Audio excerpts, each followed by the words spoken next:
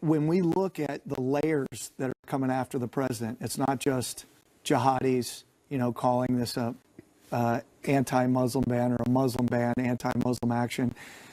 It's the hard left joined with them, but they're also the first layer is the average American doesn't know who we are and what our foundational principles are. That's been my experience going around the country for over 10 years.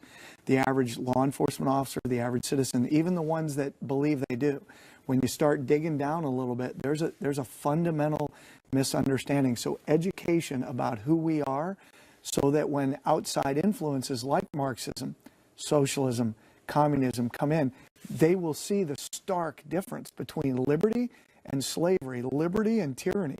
I think that's a huge part of this war. Before we go to break, can you give me an example of that? Because I think that you're right, and we've talked about that time and time again, how you're educating folks that we look to and we think, oh, they would understand it. Our law enforcement officers, good Americans that want to understand, but they're getting something wrong here.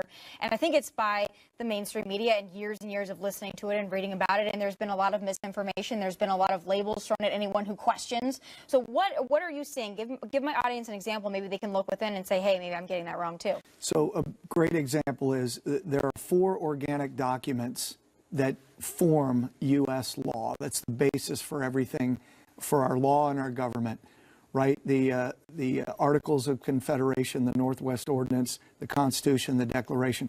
The Declaration is the ideal, not the Constitution. And this is where a lot of people I run into, they're like, we got to get back to the Constitution.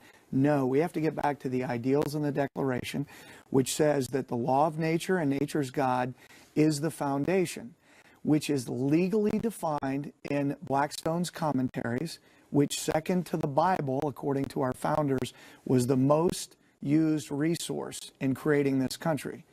And Blackstone's commentary, that law book, was used in all American law schools for the first 150 years of the Republic. So this is not just some throwaway thing I'm talking about here. This was the foundation. And Blackstone's commentaries lays out legally what that means. The law of nature and nature's God. The law of nature's God is Holy Scripture. And what the founders understood was the basis for our law and government is no law can be adjudicated that is contrary to the law of nature, how we see God reflected in nature, and Holy Scripture.